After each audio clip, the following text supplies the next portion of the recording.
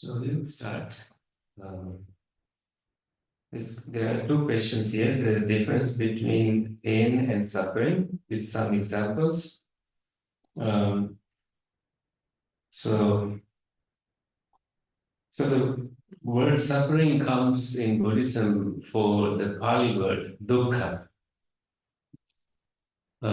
Pain, there is a word in Pali, Vedana, some kind of Vedana, like V, Vedana. Um, so for dukkha, we have the list that the Buddha gave in his first sermon. In it, he says, birth or rebirth brings suffering. That's not the literal translation. What he actually said, jatiti dukkha. Birth is also dukkha. And why? Because when you are born, you don't have a choice. You may be born in a wealthy family with suffering, or wealthy family without suffering, or in a poor family with happiness, or poor family with suffering. Or you may be lost in an animal realm, or in a hungry ghost realm, or in a heavenly realm where there is no access to Dhamma. So, and you may stay there for eons with no escape. So, in the mind of a Buddha, that is not what he intends the beings to experience. He says, look, although you don't see the other world, those who see it and warn you not to get trapped in a place like that. You can also use another example, like an army soldier who may be trying to catch a ball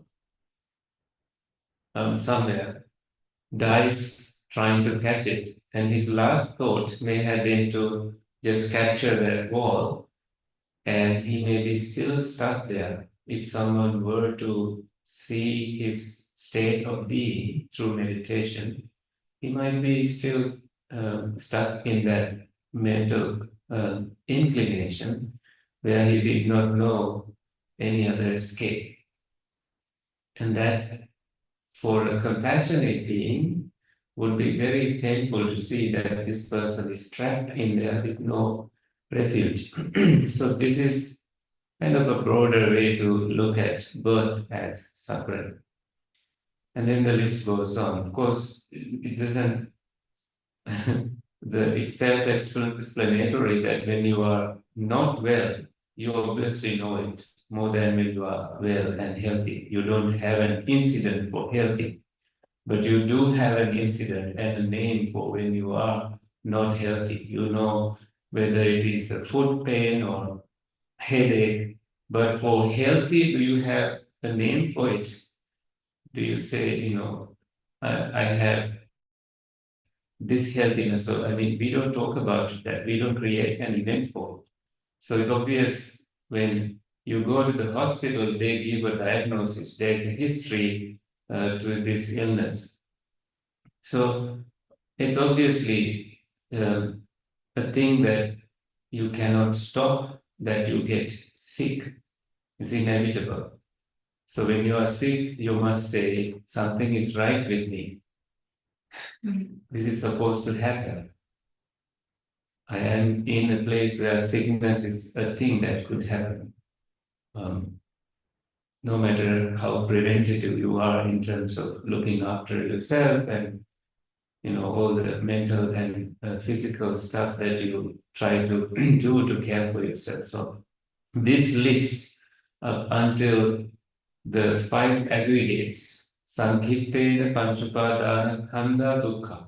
In brief, 5 living aggregates and their nature of changing continuously. I'm adding that as a footnote. And not staying with your commands. This is obviously suffering. So pain is inevitable, suffering is optional. Don't you remember that?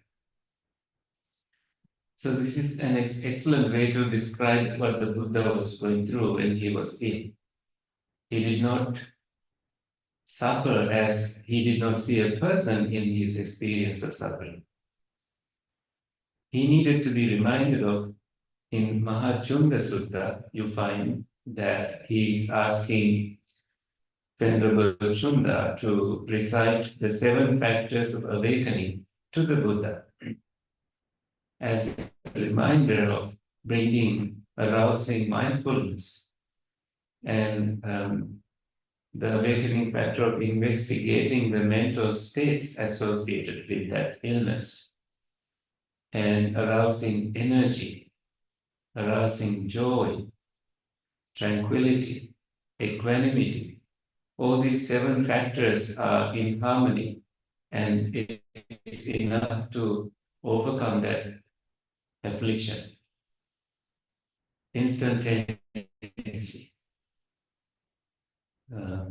So it said Agga Sugata Bujjanga. So immediately he overcame through the power of the awakening factors. It's like a miracle performance there. He did not have to, he only needed to hear that he had to just bring. Why did the Buddha need to hear that from another monk? Because when you are sick, of course, your mind and body can be in a very weak state as an ordinary human being. And someone has to just say, Bhante, this is what you taught and you practiced so much, and let's bring that life back to you and stick with that life and forget about the ailing body, physicality.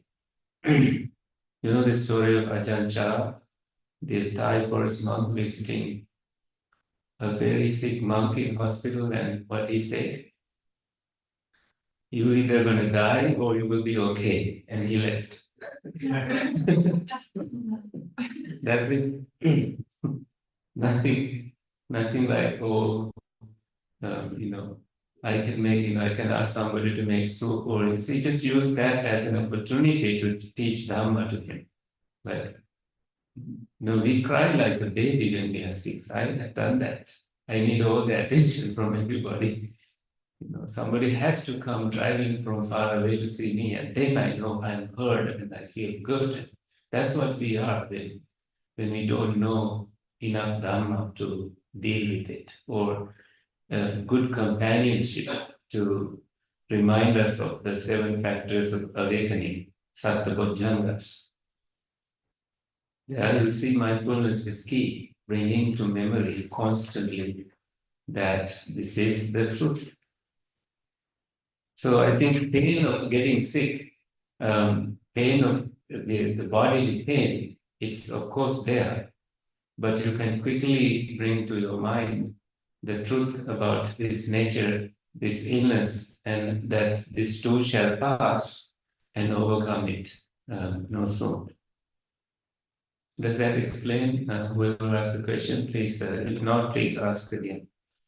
So this other question, eating animal flesh is okay or not? As per Buddhism, Buddha ate meat.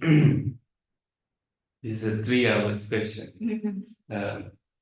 And people get entangled with this thought. And I think this comes from the understanding that the Buddha is the most compassionate one, and it's impossible that he ate meat.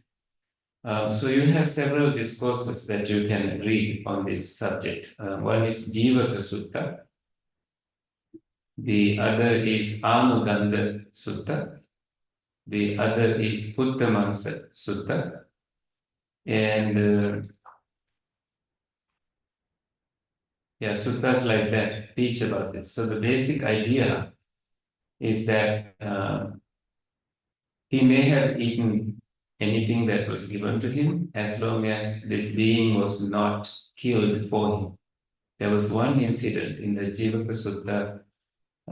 It was obvious that this animal was killed to feed the Buddha, and the Buddha didn't know this. And after having the meal, apparently this was brought to his attention. I haven't read it in the past couple of months, so please read the Jivaka Sutta before believing everything I say. Somehow the Buddha rebuked, if that is the right word to say, that he did not like the fact that he was not told about this. And he said, never give this to me again, and never kill an animal to feed me. So the rule for monks is that that animal has to be, say, a hunter killed an animal, and that animal, if it was killed for this monk, he shouldn't have it. If he saw that it was killed for him, he shouldn't have it. And if he has doubts, then he shouldn't have it. So there are instances where we have to refuse eating some fish, for example. We are fish eaters. Sri Lankans are fish eaters. So I grew up eating fish, but my dad was a vegan. He brought fish to the house because he needed us to eat it. So there was never meat at home. He strictly followed the 5 precepts, but he wanted us to survive in the world, so he gave us fish. So this one time, a chef in Canada, in Paris, in Canada, he prepared a meal and he said, Bhante, I went fishing for it. And that's the moment I could not have that meal. So this keeps happening, and I kindly accepted it and brought it to the temple for somebody else to have it, and I had the other food he had prepared.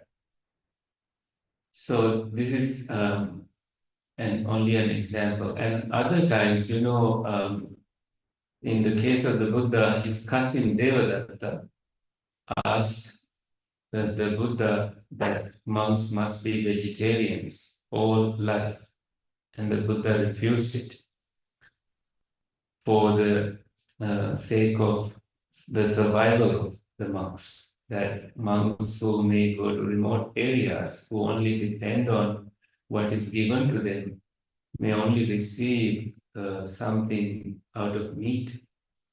And if they say no, the Buddha prohibited eating meat, they would go hungry. And in some areas, you go days, and all you may get is just meat. And then this would lead to the monks' starvation and ultimately dying. So, and this gives, even now in some areas in Myanmar, Thailand, some monks would only get some boiled frog with sticky rice to eat. And if the Buddha said that is what is given should be accepted, then they would just have to eat that. So it's out of compassion that the Buddha may have not laid that out as a rule that monks must be vegetarian, and he may have, as a prince who grew up in a royal family, he may have eaten all kinds of food. He even said that in some sutras, like he ate peacock flesh that was tender, and he would reveal some of those details. So and that means as a child he gets used to eating that kind of thing. It has an influence on your eating habits. So it's up to you to believe what you want to believe.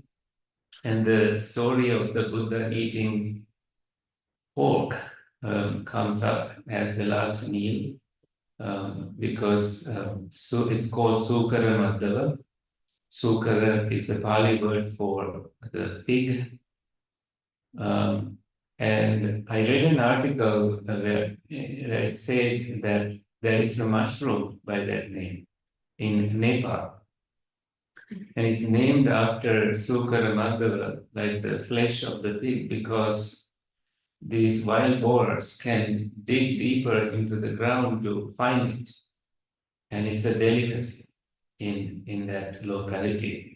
When you go to some European places, they have a kind of mushroom that's super expensive, that curry. And it's a specialty there. So it's like that. So it could have been a special meal like that that was prepared to especially to the Buddha. And in Mahaparinibbana Sutta, we find that the Buddha saying, I had this meal, but please bury it. Don't let anyone else have it. And there's no explanation as to why he made that statement. And he obviously had dysentery, and he suffered from it in the sense of like he had to endure that pain, and he prevented any other monk from consuming that food. So in suttas like Amagandha Sutta, Buddha Mansa Sutta, you find some content. So certainly in the Buddha Mansa Sutta, there is a mother and father who eats the flesh of their child for the intention of survival. The last leg of their crossing the desert. And the Buddha says that their intention was to survive, not to kill this son. Therefore, they are exempted from the crime of killing. But I don't know when these discourses were entered into the canon and they became little, they can be little controversial subjects as in barbaric and un-Buddhist explanations of killing. So this is why, this is like scratching an old wound, and it's only painful when you scratch this vegetarian problem so much in discussions. So Buddha Mansa is, Namagandha is a similar discourse, and I forget the content of it. Amagandha is literally translated as the order of flesh. And this reminds me of other restrictions for monks, that there are some meat that monks are banned of eating. This includes dangerous animals like wild animals like tiger meat, human flesh. It's because monks live in forest areas and these animals can sense that their brother got eaten, and maybe they might haunt the monks or nuns in the forest. So there is 10 kind of flesh that are prohibited for monks. They should not be eating that food. So that means there are other meats that monks were allowed to eat. Only 10 were exempted. So it's Vinaya like that. So I think the underlying message here is that his concern was not what he put into the mouth, but what came out of the mouth. How you did the right speech based on right samma sankappa, right concepts. So I will simplify that. You can have 3 kinds of thoughts. Thoughts based on greed, hatred, and delusion, especially on the second factor of the Noble Eightfold Path, that is the right intention. There are 3 kinds: Nekkhamma Sankappa, Avyapada Sankappa, Avihimsa Sankappa. Bandeji explains this very nicely. Nekkhamma is thoughts of letting go, so non-greed. Avyapada is non-anger, so that is loving kindness, right? And Avihimsa is non-cruelty, that is compassion. When you have those thoughts, you are in a safe place and you speak based on those intentions and thoughts, and that would not cause you much trouble. Even if you were misunderstood, you do know your intentions of communicating that you were rooted in non-greed, non-hatred, and non-delusion, or based on the Nikama, Vyapada, Vihimsa concepts, and there is safety there for you. At least you would not blame yourself when the whole world is against you for whatever you happen to say. See, that's where he focused on, the mental development, not the bodily development, as discussed in Mahasachaka Sutta, Majjhima 36. This Niganta Sang comes and discusses about bodily development. Some recluses letting go of eating food for days, and then they eat lavishly again and build muscles. And the Buddha said that's not what he teaches. He teaches about eating moderately and developing the mind, cultivating the mind. That's what he focused on. It's both about developing the body and developing the mind, which is mandatory for monks. You have to be careful about eating moderately and also developing the mind to the sufficient level where you are not affected by the worldly conditions. I believe that is good enough for that question, and if you do have other concerns, feel free to ask.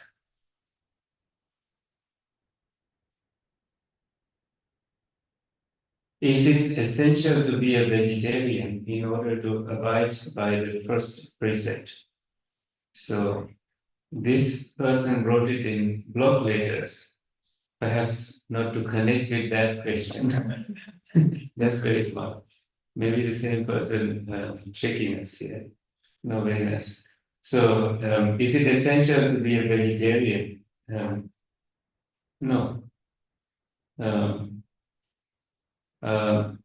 Hitler was a vegetarian. Devadatta, the cousin of the Buddha, was a vegetarian. And they did a lot of killings.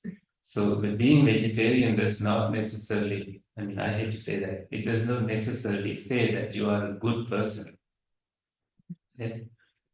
I don't want to get into science discussions or protein-related content in medicine. It's a choice that you make. It's whatever that is there. I think the point is removing your craving toward it and just eating for the sake of being superatyayapana, just for maintaining your body. Nothing more, nothing less. And you get a sense when you are eating just enough, not too much. Eating is such a meditation. It takes about 20 years for that food to really get into the stomach. So we got to really know when to stop.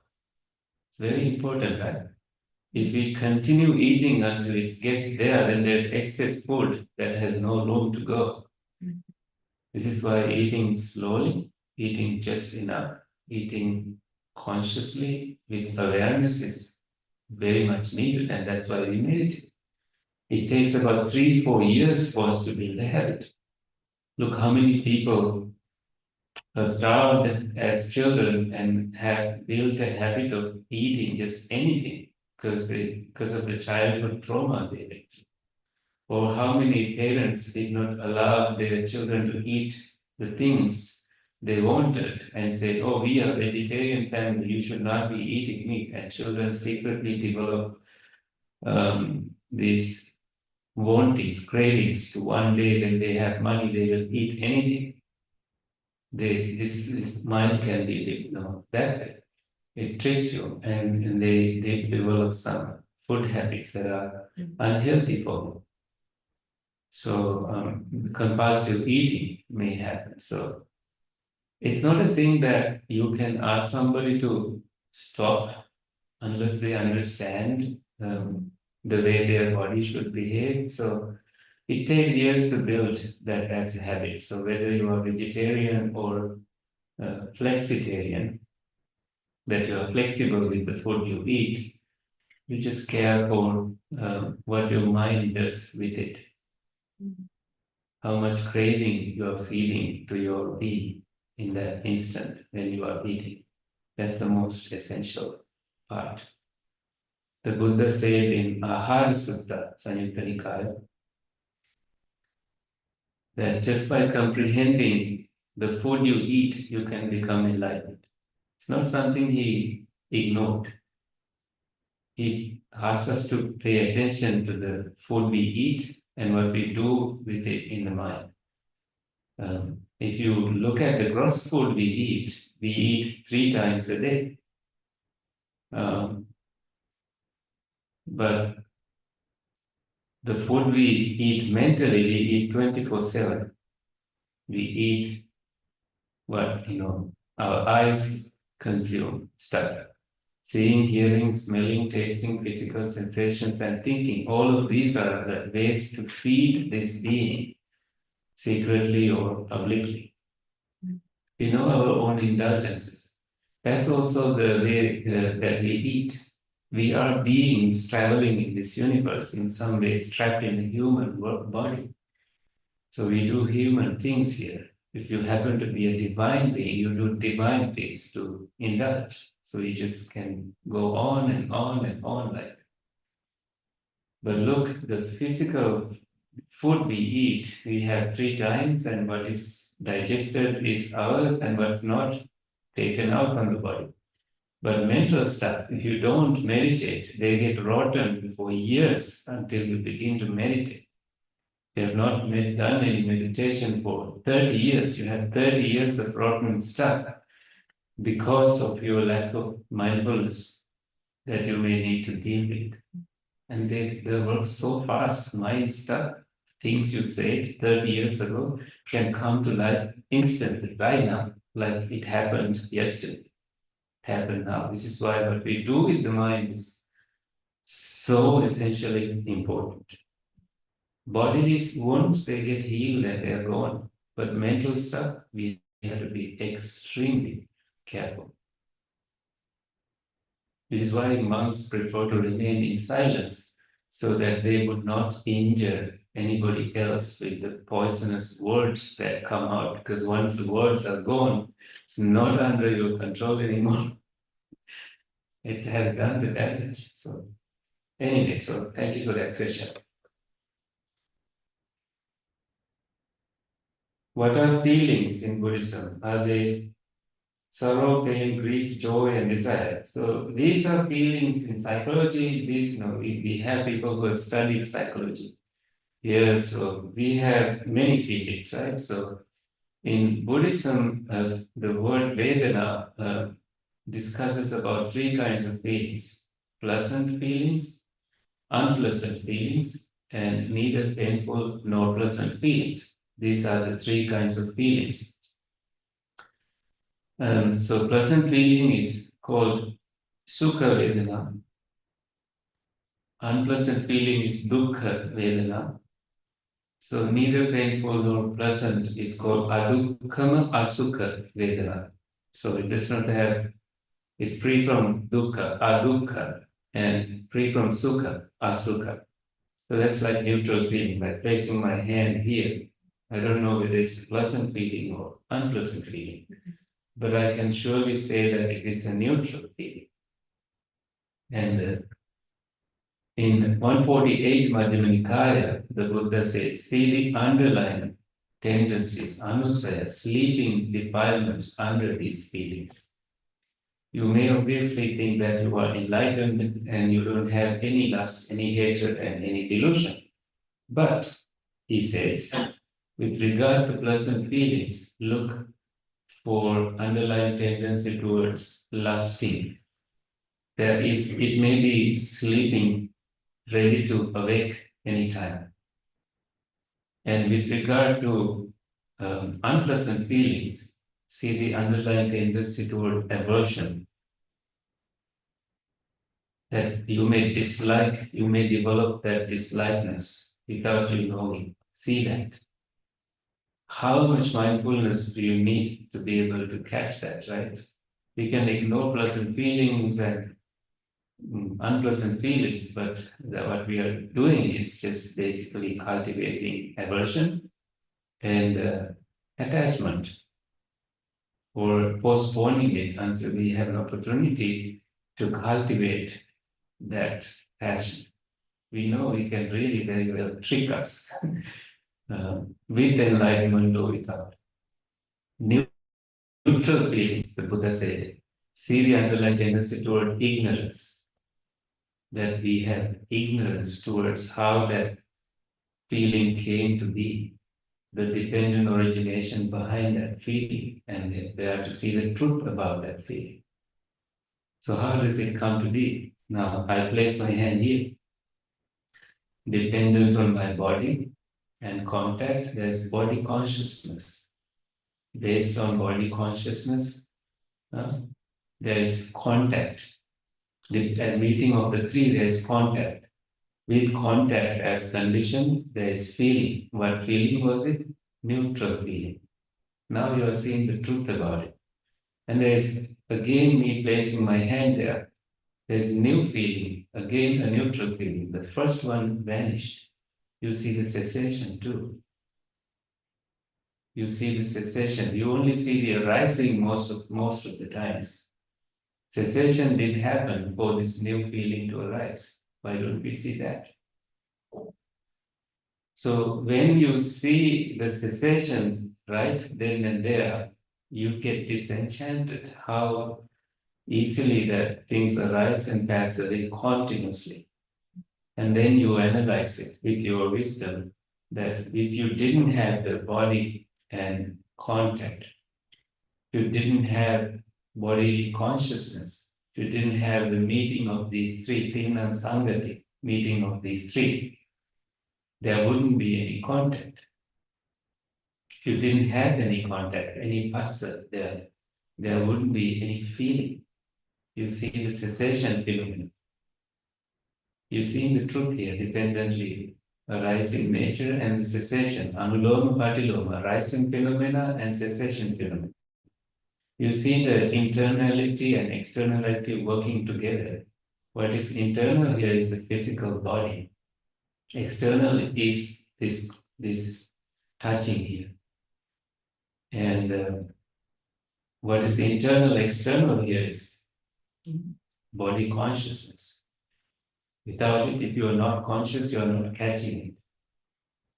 No experience manifested. And now, meeting of these three is contact. You see how when one is here, there's the other. When one arises, the other arises. When one is not here, the other is not here. When one disappears, the other disappears. Imasmin sati idam hoti, imaso pada idam pajati, imasmin asati idam nahoti, imasa nirodha idam niruchati.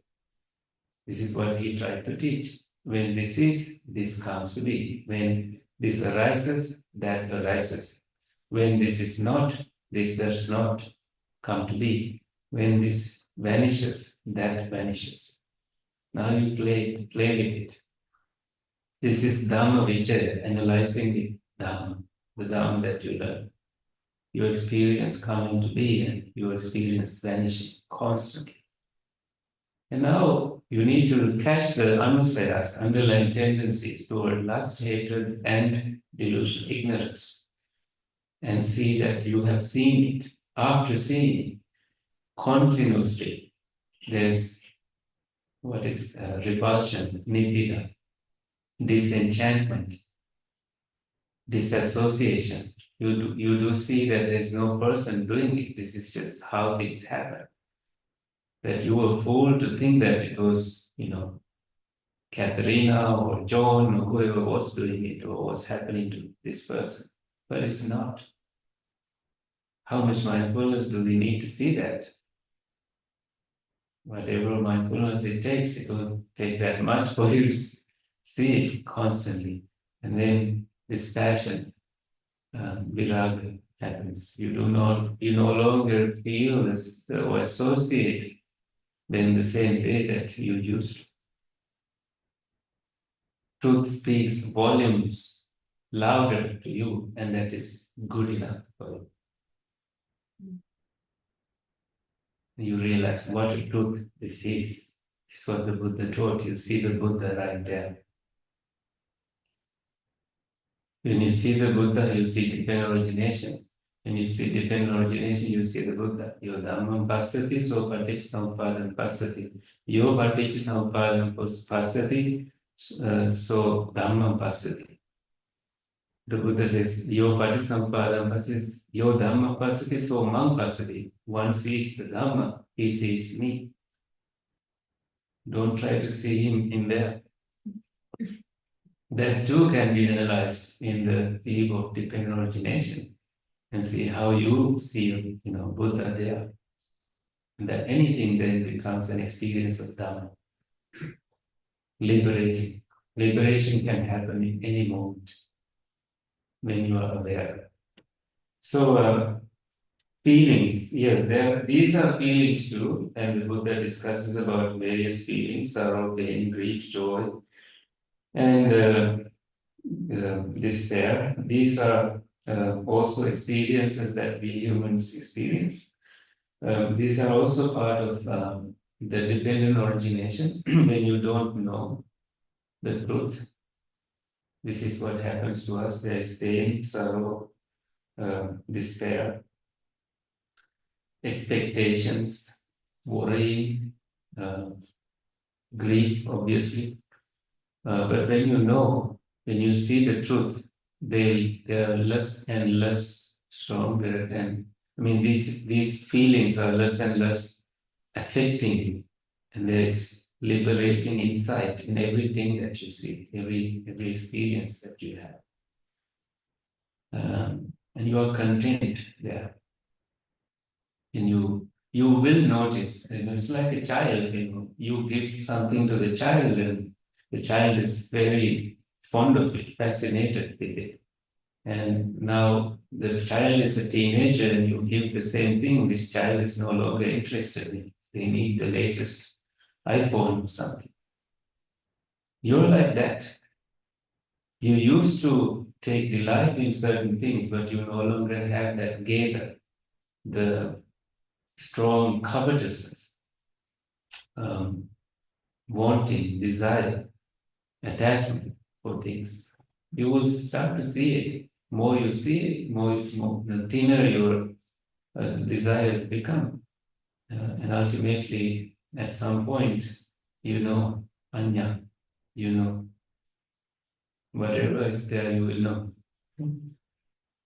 So these are also explained, these are there in Buddhism, but when the Buddha talks about Vedana, feelings, he talks about those three specific feelings that are part of the cycle, the dependent origination, the dependent co-origination, paticca samuppada.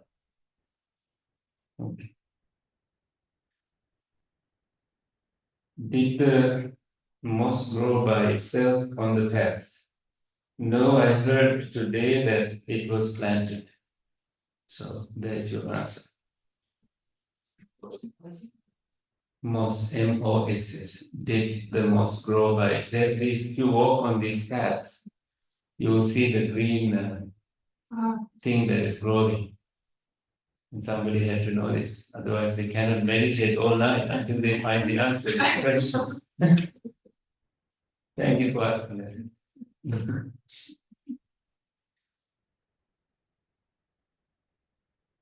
What sutta does the morning lunch metta recitation come from? Well, so it's the loving kindness sutta, the metta sutta. I think the lunchtime we recite the metta sutta. So that's the Buddha's words of loving kindness. The morning we recite some blessing verses, right, Kanti? No. Those come from the tradition. The Buddhist countries have these blessing verses. And the meal reflection is also part of the monastic culture. Monks, before having the meal, they recite these recitations that they know by heart, these recitations in Pali, and also they reflect on the meaning of it, how without aversion toward food, how this food that the monk is going to have is just 4 elements. It's ugly now, but it gets uglier when it enters the body. they just reflect on it as a habit. It helps them to just remove any attachment toward wanting more, um, craving the images of food, or just keeping your mind at peace. There was this one monk, he thought he was enlightened, and he went to receive the food, and the senior monks had received all the good food. And he started complaining that, oh, you have no idea, I have been meditating 6 hours and I'm enlightened, I should also receive this food. And then he soon realized that he was nowhere close to being enlightened. So, yeah, if you want specifics, please ask there's a printout and one of us can point to you where things come from based on the printouts there.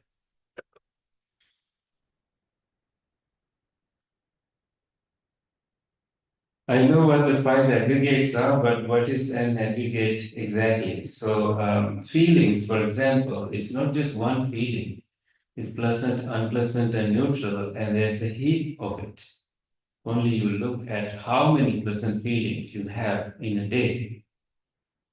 You never pay attention to it. You're happy when you have pleasant feelings, and there's a heap of it.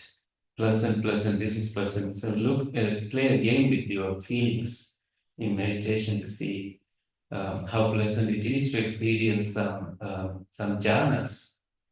You can see jhana pleasures, meditation pleasures, when you are free from hindrances and enter and abide in the first jhana. There is viveka janti sukham, the happiness and joy born of viveka, that is seclusion. Seclusion from the external world and seclusion from those hindrances. There's this, you are just content and happy. And when you enter the second jhana, samadhi janti sukham, there is happiness and joy arising from samadhi, your stillness of the mind. And that's different from the happiness and joy arising in the first jhana. So you will see, oh, there's more happiness and joy, same words, but a different level of experience of joy, piti and sukha, happiness and joy. So it goes on like that. And so, yeah, those are aggregates too, pleasant, unpleasant, neutral. It doesn't matter what it is. So that's an aggregate. So perceptions, millions of them out there. So it's a heap.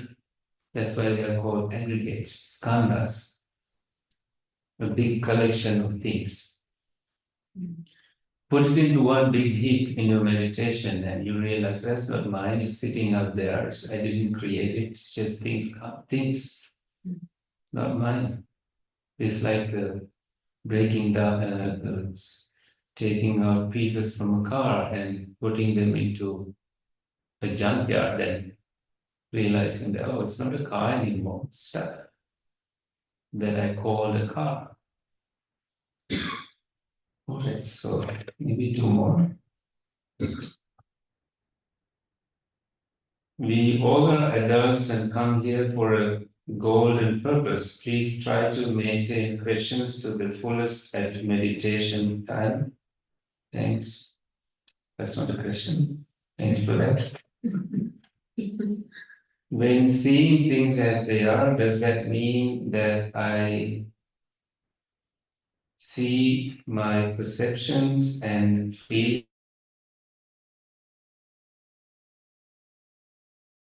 and falling?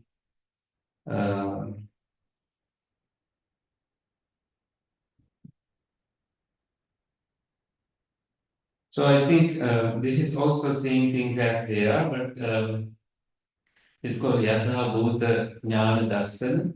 Yatha Bhuta means as they arise. Jnana is knowledge. Darsana is seeing, something that has to do with wisdom. So you do see Dhamma of this, you do see the dependent origination You see much more than what you are describing here. You do see confidently uh, the links of 12 links of dependent origination and their cessation. And you know that that is your playground, that you do work on it again and again, diligently, with effort, with mindfulness, until you clearly see all the links and their rising and their cessation. And you will see a different way, that you see things as they are, and see things as they arise, and see things as they vanish. And you see in person, non-self. This, you are not doing it. It's just happening. You didn't do it. You didn't ask this feeling to arise. It just occurred. It just was arising, dependent on the conditions that were present at the time. So basically, dependent origination.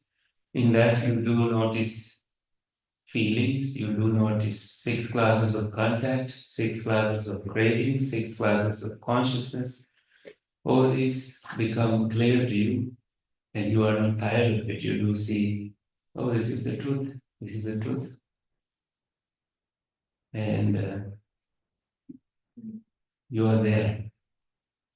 The path is there is no traveler, Nibbana is there is no one enters into it. You will see that in that experience. Okay.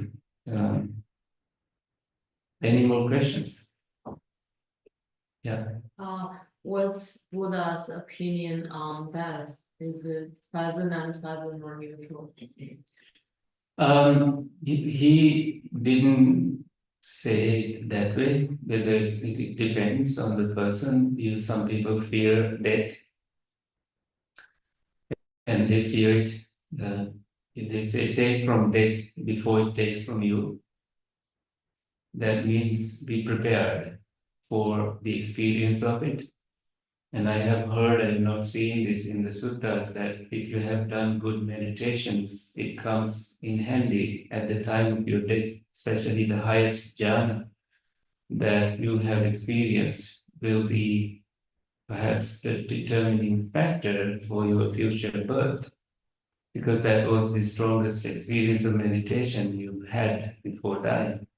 So it could be a pleasant experience for that person, that they will be reborn in a very pleasant realm of existence based on the material jhanas, one of the 4 jhanas they have developed. Neutral for maybe immaterial jhanas. There are arupa jhanas, that infinite space, infinite consciousness, nothingness, neither perception nor non-perception. They may arrive, they may be born according to their destinations. Pleasant can be also sensual pleasures if someone took them as their inclination. They might be born in a human or heavenly realm, and maybe after those pleasant feelings for whatever the length of time they have that awaits for them, and they experience those. So we don't, there's the concept of chuti chitta, the last thought at the time of death, that determines where you are headed. So those who have done extremely good things may end up going to a very bad realm, because they never trained their mind to have a good last thought. It's not in our control for the most part, unless you really develop your mind to a level where you are not affected by those thoughts, that you have gone beyond the state of being controlled by what your mind is at the time of death. So there was a time that toward the last days of the Buddha, people came to the Buddha and asked, so and so died, and asked, can you tell us where they were reborn? This was the thing that the Buddha used to do. The Buddha said, don't come to me all the time with this question. Just put it into a meter. If they lived in good life, obviously, they can have a good rebirth. If they lived a bad life, obviously, they can have a bad life. So he gave this basic meter you could put them into and understand, oh, maybe he had a good birth.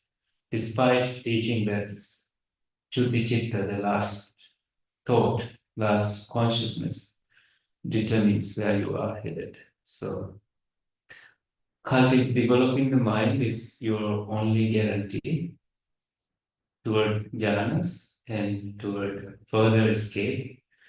Those who have cultivated the second jhana see the danger of falling to the first jhana, so they want to go higher, further up. Those who have cultivated the third jhana, they see the danger of the second, and they don't want to fall back. So that is how it leads. Dhamma is onward leading. It says, come and experience me. This jhana is waiting for you. It's like that. Good? Yeah?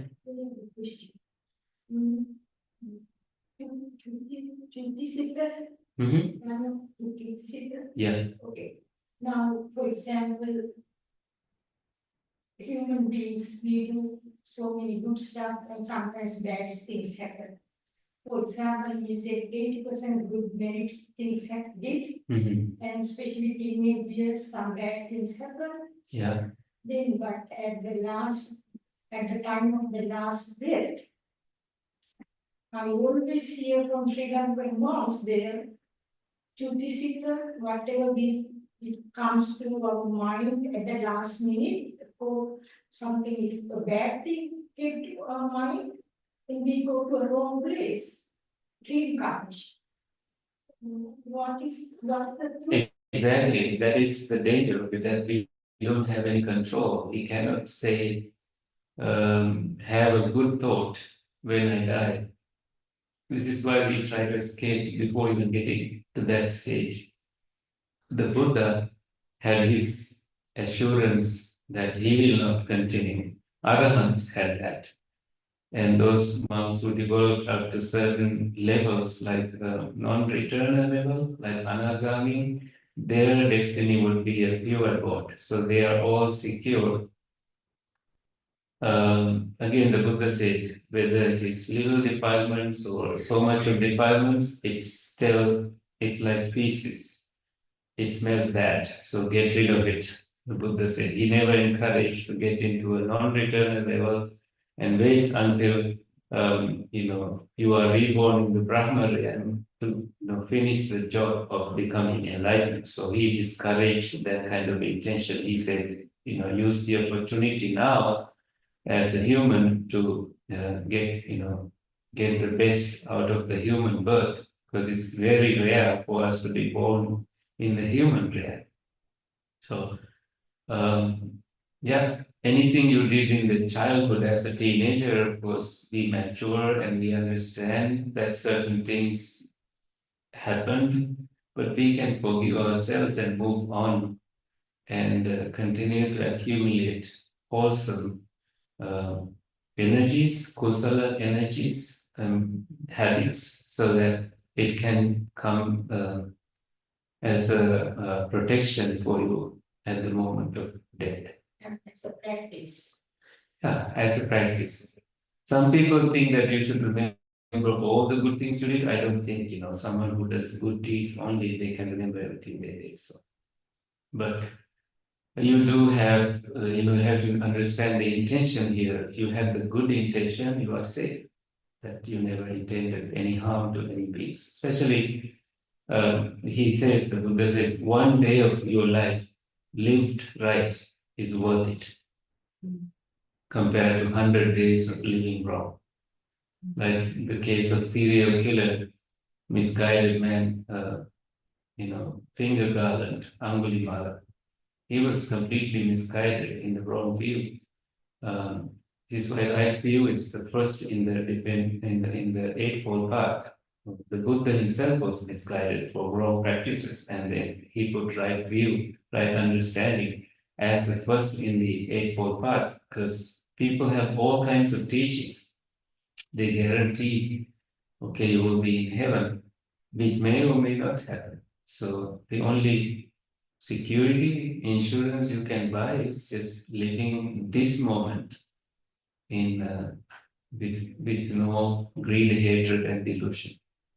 Because this moment may be the last moment in your life, but don't look at life negatively. Strive diligently to achieve the highest human potential. Okay.